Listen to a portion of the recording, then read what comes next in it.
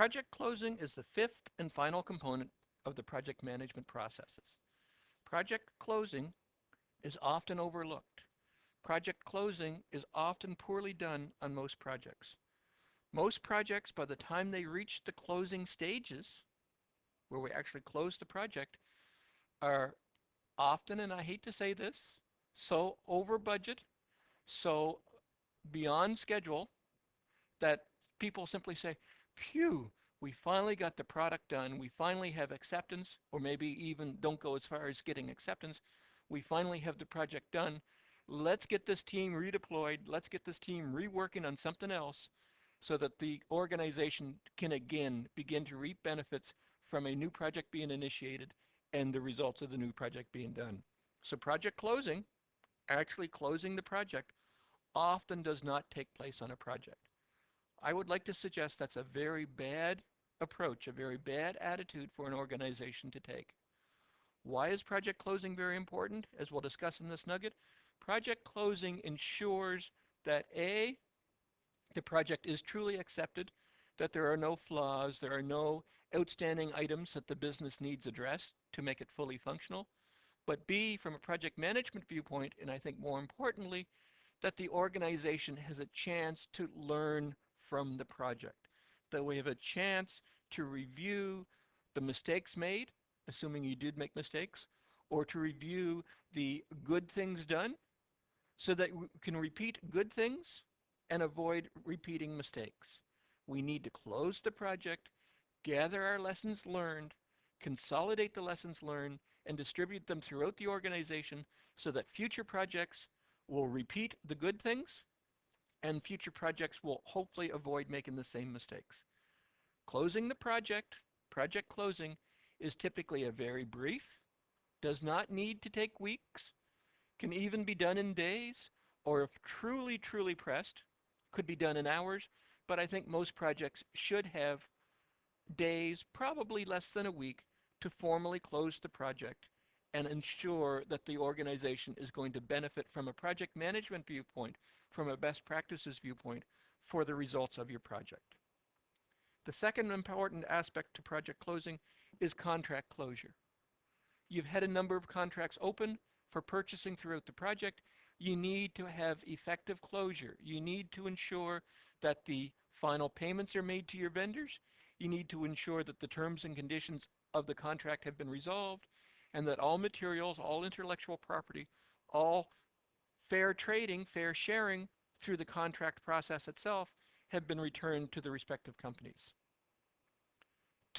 Do not avoid, do not minimize, do not allow senior management to try to push you forward into the next project until you have successfully closed the current project you're on. As we'll see through this nugget, project closing provides significant benefits to the company, actually probably has the largest payback in terms of effort expended versus benefits for the company of any aspect to your project.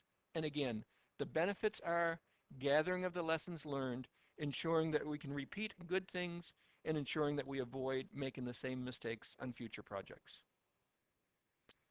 Closing the project involves closing the project, transitioning the results of the project, the final deliverables, to the business. It's moving the ownership of the project, moving the ownership of the components delivered by the project from the project team itself to the business, i.e., we're implementing the results of the project. The business now owns the results. The business will now begin to use the results of our project to further the business to improve operations for our company. Good, smooth transition is critical.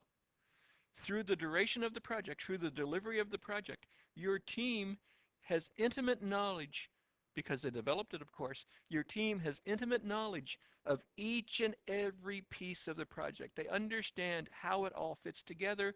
They understand how to operate the results. They understand its issues, its benefits, its flaws, its weaknesses. They know how to make this final product, whatever the final product is, work successfully. We need to ensure that transition to the business is successful, that the business is properly trained, that the business understands how to operate the process, that the business or the operational support unit for your organization, where appropriate, fully understand how to implement the organization, how to continue the results of the system in the business. In one company that I worked with where I was delivering systems project, IT projects, software projects to a company, the transition to the business actually had three components. One is the business accepted. The business accepted saying, yes, this project, this software will satisfy my business requirements. The next component to transitioning to the business was the operations department.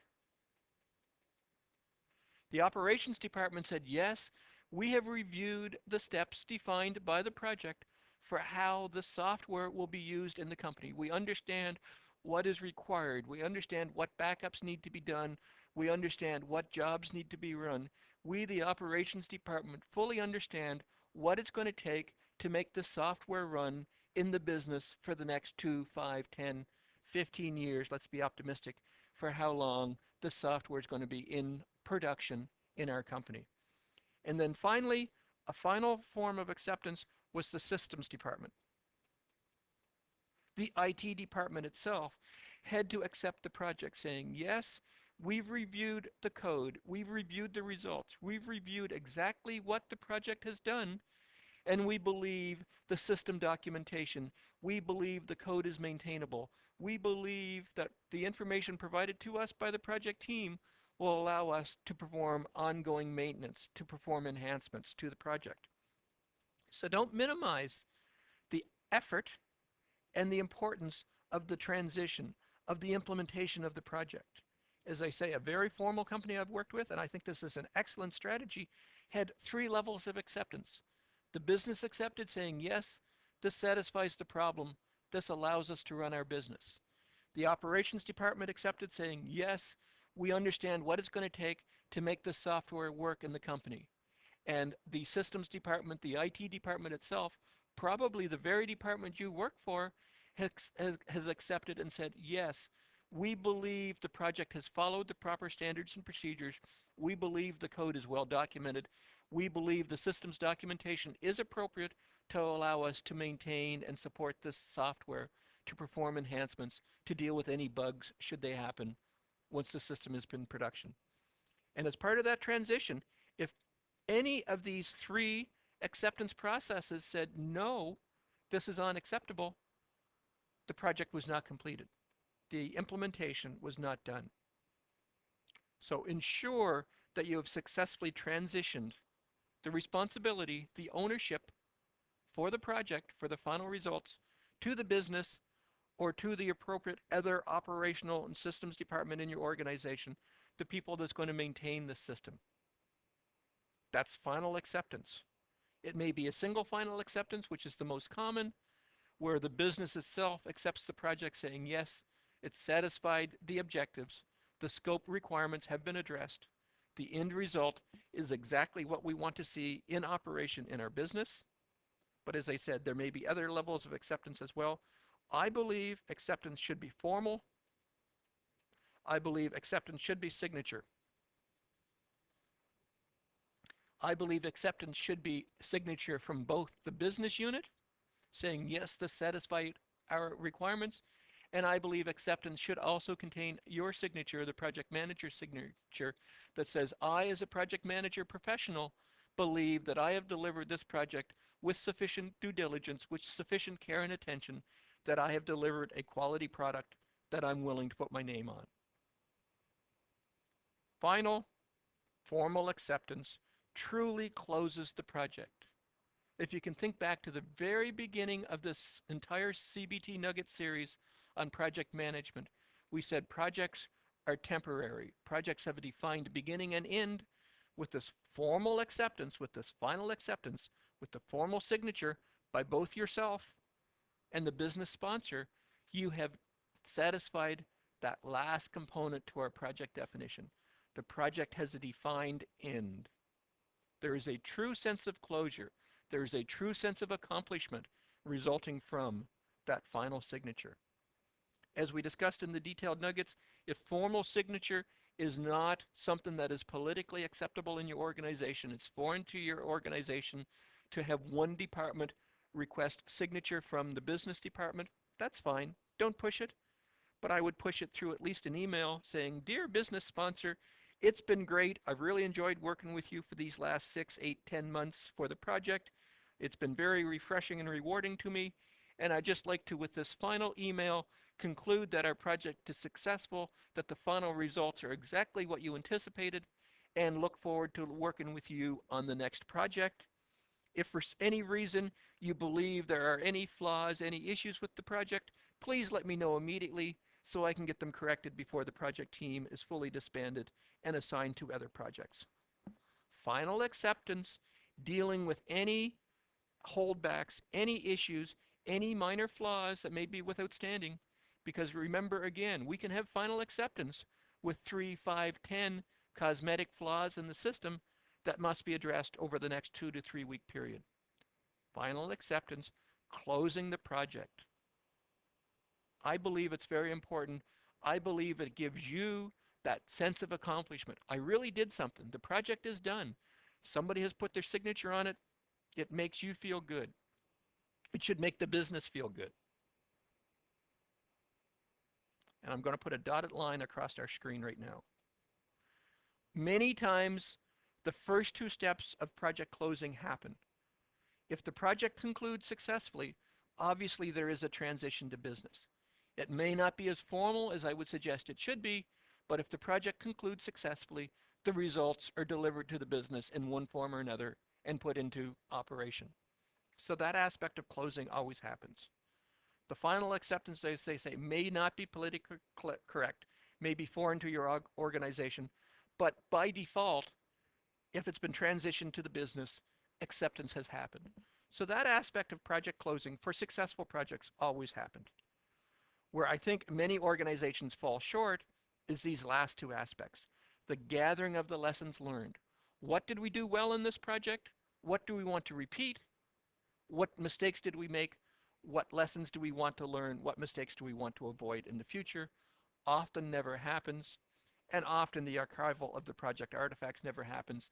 The documentation, the results, the working products for the product sit around on a LAN drive somewhere in your organization for a period of time until that server is retired, until somebody is looking for more disk space. Archival of the project artifacts ensures that the project deliverables, the work products, everything produced by the product is preserved in a form, in a state, on a drive, on a CD somewhere, so that at any point in time in the future, whether it is 2 months later, 6 months later, or 2 years later, you need to get at something that was completed by the project, either to retrieve something from the project, to validate, to work through contract issues, or simply because someone in the organization says, "Hey, that project Steve delivered 2 years ago, he had a wonderful test plan. I would love to be able to take his test plan and reuse it." If the project artifacts are properly archived, that test plan can easily be found, retrieved, and reused going forward. So again, ensure that you get time from management to properly close the project, that the transition is smooth, that the final acceptance takes place, and that more importantly, I believe, for the organizational best health, best interest, that the lessons learned are gathered and consolidated and distributed, and that the project artifacts are archived so that they can be retrieved and reused in the organization on an as-required basis. A key but often overlooked component of project closing is the facilitation of organizational improvements. Or in other words, making your organization a better project management machine as a result of what you learned, what you did on this project. How are you going to do that? Lunch and learns. In companies that I've worked for, there was a mandatory requirement at the end of each project. The project manager would gather their lessons learned, and they would facilitate a lunch and learn, a brown bag lunch, for all their fellow project managers. During the lunch and learn, again, the project manager would say, "On this project, here's what we accomplished. Here's what I think we did a really good job of. and here's what I would do better. Here are contractors I worked with. Here are products that I used. Here are methods that I've tried that worked extremely well, and I would highly recommend everyone reuse them. Or here are contractors that I've worked with, or materials that I've used, or methods that I've tried that really didn't work, and I can't envision any way that they could work. Or here are things that I tried that I think if I made these changes would work well. Do the lessons learned and make sure that everyone in your organization is aware of what worked and what didn't work. In order to ensure that the information from those lunch and learns carries forward, that they have longevity in your organization, that information should be brought forward and permanently saved. I'm saying put together a lessons learned folder on a network drive somewhere. Again, that way the synopsis, the good information and the bad information, what worked well, what didn't work well, can be saved, because although all project managers should strive to attend the lunch and learn, there will be instances where they simply can't make it, where there'll be instances where there are new hires in the project, into the organization rather, later, that didn't participate in the lunch and learns. Make that information permanently available and make it visible. Make sure all project managers know they're expected to go to the lessons learned folder as they're developing new project plans, to make sure they don't repeat past mistakes, and to make sure that they do repeat past successes. You need to ensure the visibility of the mistakes and the successes. Good projects don't happen by accident. Good projects happen as a result of the application of good practices. The way your organization is going to get good practices is to facilitate organizational improvement. Learn from each project. Make each successive project in your organization better as a result of successes repeated and mistakes eliminated from previous experience. As your project is winding down and coming to a close, you need to archive your project artifacts. You need to take all the material, all the documentation, each and every piece of information that your project produced, and archive it. Put it away somewhere that it can later be retrieved. You may be unfamiliar with using the term artifacts in terms of project documentation and project deliverables. It's a term that I've picked up recently, and it's stuck with me. And it's probably because of direct relevance. When I first think of artifacts, I think of archaeologists going out into deserts, sifting through sand, and trying to find little nuggets, little pieces of information that exist from the past that they can use to try to recreate the past. And why do I think that term is so appropriate to project documentation? Because I have had instances where I've had to go back to old projects and try to find the information. I've been aware that there was an excellent example that I wanted to reuse. Or I've had to go back to project documentation to reproduce an audit trail that was needed for accounting. Or I've had to go back to project documentation from past projects and recreate a document history to satisfy certain legal or certain organizational requirements. And at the time, I felt like I was an archaeologist in the middle of a desert, sifting through sand, looking for little tiny pieces of information because it was that hard to find. I found some information on a file folder on a network drive somewhere, which pointed me to another network drive, only to find out that that server had been decommissioned and was no longer in operation, to go to operations to find out, yes, there was a backup taken and the tape is, and it just went on and on and on. It took hours to days to months of sifting through the sand, looking for the appropriate project artifacts. We want to eliminate that archaeological aspect to this. We want to archive the project artifacts. We want to take all of the documentation, all of the deliverables, every piece of information that the project delivered, and bring it together and put it in a single, focused, consolidated, managed area. If it's an electronic piece of documentation, all the electronic documentation should be gathered together into a common folder and zipped up and put on a protected drive somewhere so that we know it's going to be maintained and preserved on a go-forward basis. If it's paper-based documentation, it all needs to be gathered together, put into a single folder, put into a single box, put into a number of boxes depending on the size of and amount of documentation you have. Get it labeled and get it put into some kind of a permanent storage location, indexed and retrievable. That's why I find the term project artifacts to be so relevant, because I felt like that archaeologist out in the desert sifting through the sand, and it wasn't fun. If we do a proper job of archiving our project history, then we have true usable artifacts. And I've alluded to why we want to do this already. In some instances, it's going to be required by law.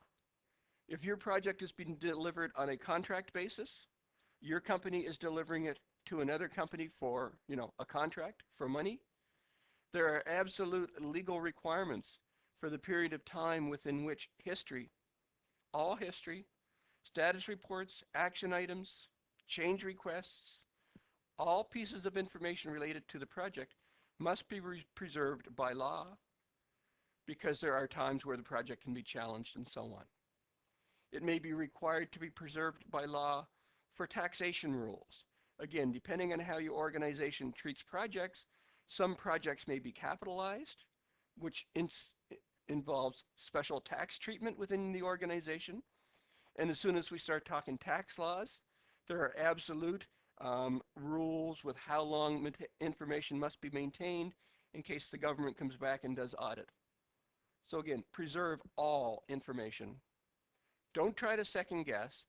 Don't try to say, oh, I should preserve my high-level status reports to the project sponsor and I should preserve my change logs because I think that's what should be preserved for law, for accounting purposes.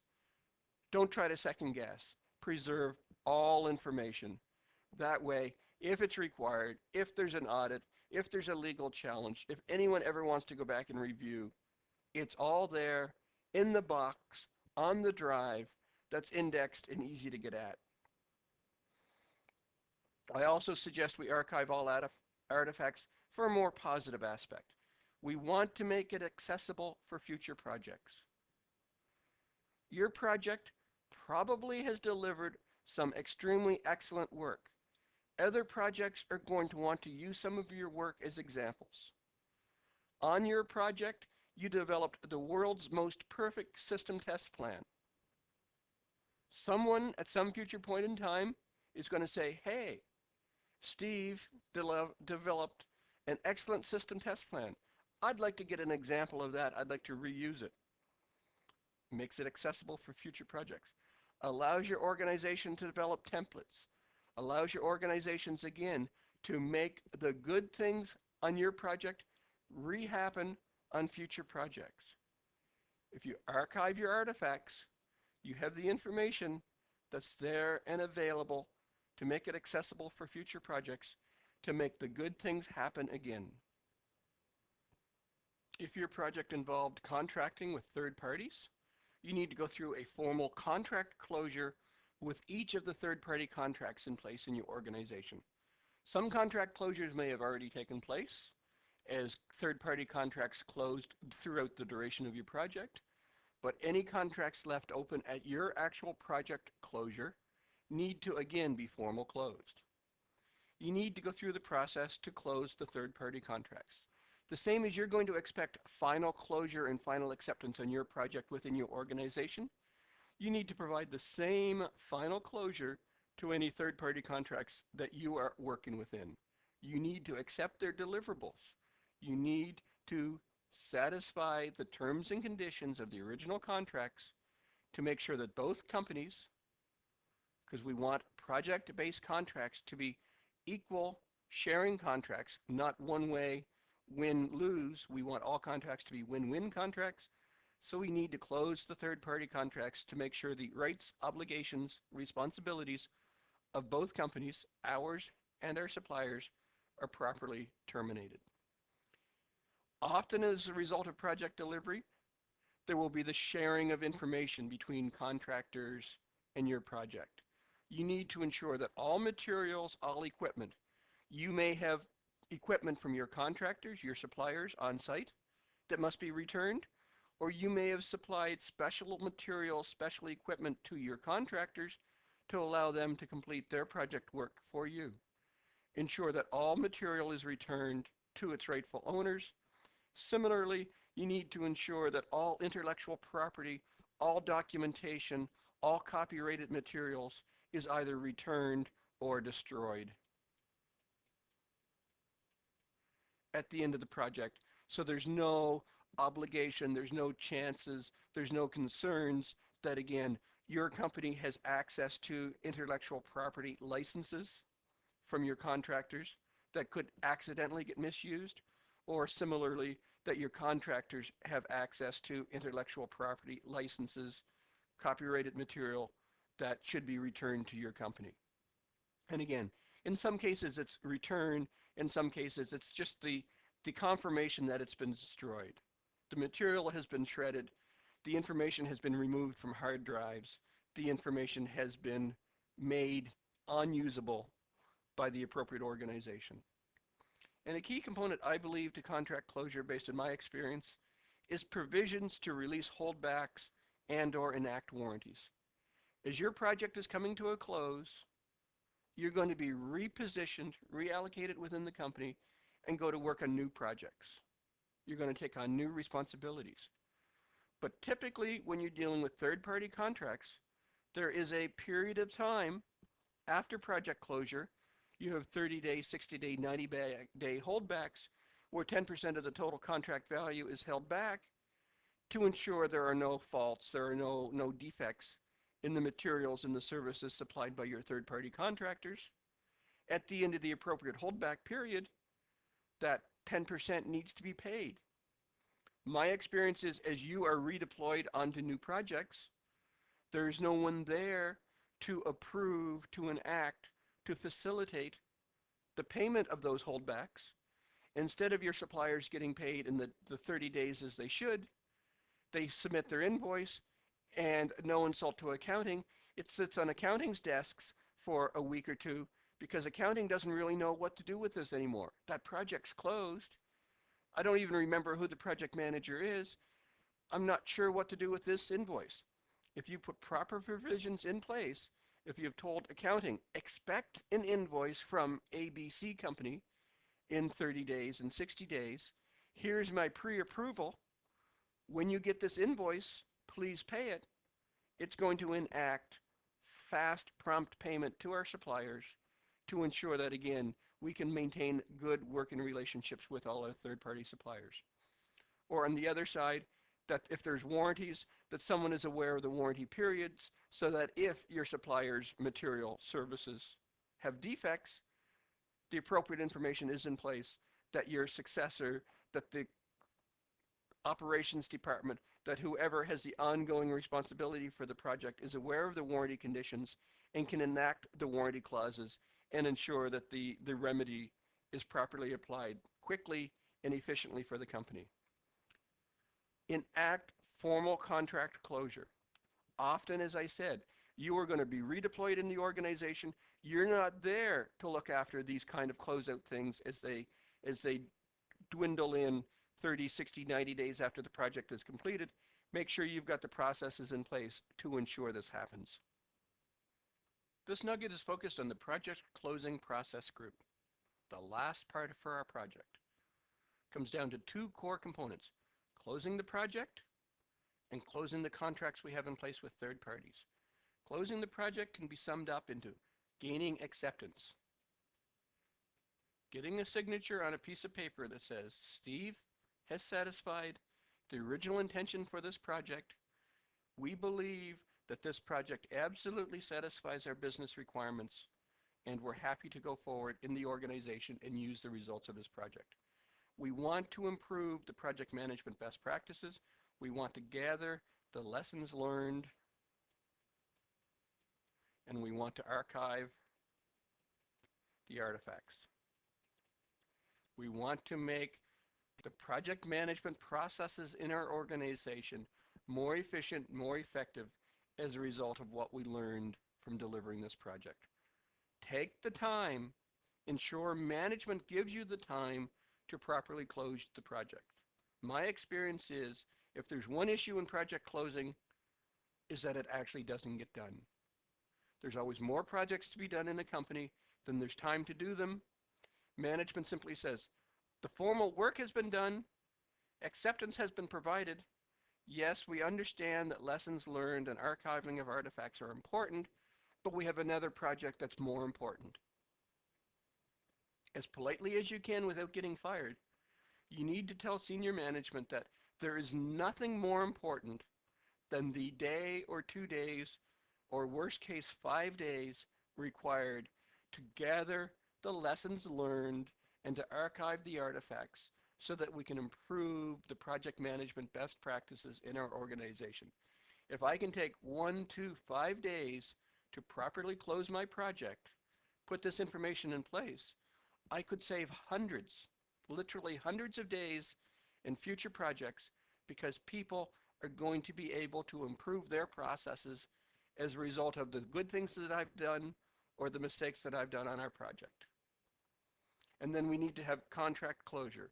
We need to deal with the third-party contracts, ensure that they're properly closed, ensure that processes are in place to release holdback payments and to enact warranties to ensure that all our third-party contracts are satisfied and that everyone is happy and that we have true win-win relationships in place in projects. Again, my experience is we may have a win-win relationship going with all of our subcontractors until we come to project closing and they start submitting their invoices for their holdbacks and their warranty support, and those invoices don't get paid, not because they didn't satisfy their requirements, simply because the project has been closed and no one is left behind to really understand what needs to be done and whether or not these invoices should be paid. So put the proper processes in place for contract closing for your third-party contracts, enact and ensure you have efficient and effective project closing in place, that your organization is improving its project management best practices as a result of the experiences you learned from this project, and your organization will be more successful going forward in project management. This concludes our nugget on project closing. I hope this video has been informative for you, and thank you very much for viewing.